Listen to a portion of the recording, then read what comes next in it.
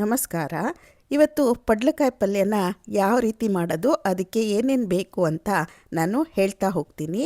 ನೋಡಿ, ನಾವು ಮೊದಲು ಫ್ರೆಶ್ ಆದ ಪಡ್ಲಕಾಯನ್ನು ಎಷ್ಟು ಬೇಕೋ ಅಷ್ಟು ತೊಗೋಬೇಕು.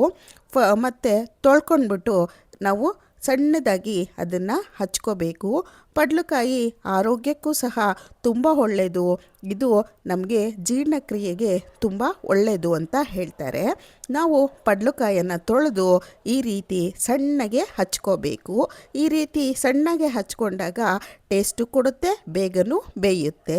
ಮತ್ತು ಮಾಮೂಲಿ ನಾವು ಪಲ್ಯಕ್ಕೆ ಬೇಕಾದ ಈರುಳ್ಳಿ, ಸ್ವಲ್ಪ ಹಸಿಮೆಣಸಿನ್ಕಾಯಿ ಮತ್ತು ಕರಿಬೇವನ್ನು ಹಾಕ್ಬಿಟ್ಟು ಹೊಂಬಣ್ಣಕ್ಕೆ ಬರೋವರೆಗೂ ಸ್ವಲ್ಪ ಎಣ್ಣೆ ಹಾಕ್ಬಿಟ್ಟು ಈ ರೀತಿ ಫ್ರೈ ಮಾಡ್ಕೋಬೇಕು. ಆಮೇಲೆ ಹಚ್ಕೊಂಡಿದ್ದಂತಹ ಪಡ್ಲಕಾಯನ್ನು ಅದಕ್ಕೆ ಸೇರಿಸ್ಬೇಕು. ಸೇರಿಸಿದಾಗ ಒಂದು ಸ್ವಲ್ಪ ಉಪ್ಪು ಹಾಕ್ಬಿಟ್ಟು ಅದಕ್ಕೆ ನಾವು ಚೆನ್ನಾಗಿ ಮಿಕ್ಸ್ ಮಾಡಿಬೇಕು.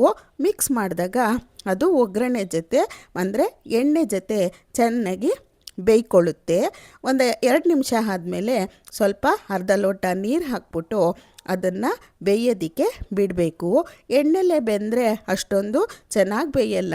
ಒಂದು ಅರ್ಧ ಲೋಟ ನೀರು ಮಿಕ್ಸ್ ಮಾಡೋದ್ರಿಂದ ಅದು ಬೆಣ್ಣೆ ಥರ ಬೇಯುತ್ತೆ ಮತ್ತು ತಿನ್ನೋಕ್ಕೂ ಸಹ ತುಂಬ ರುಚಿಯನ್ನು ಕೊಡುತ್ತೆ.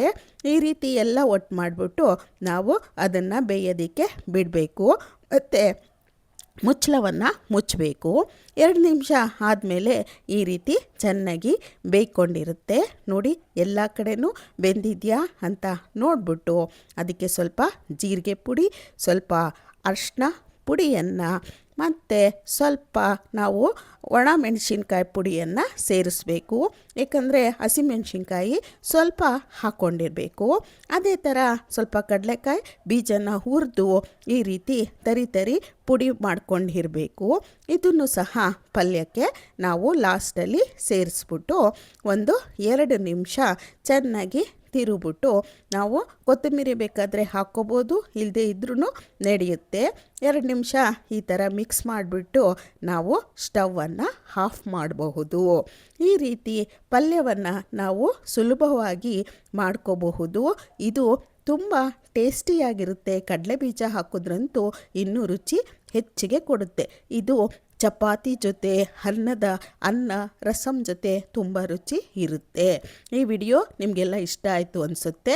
ಇಷ್ಟ ಆಗಿದರೆ ಒಂದು ಲೈಕ್ ಮಾಡಿ, ಶೇರ್ ಮಾಡಿ, ಸಬ್ಸ್ಕ್ರೈಬ್ ಮಾಡಿ. ನಮಸ್ತೆ.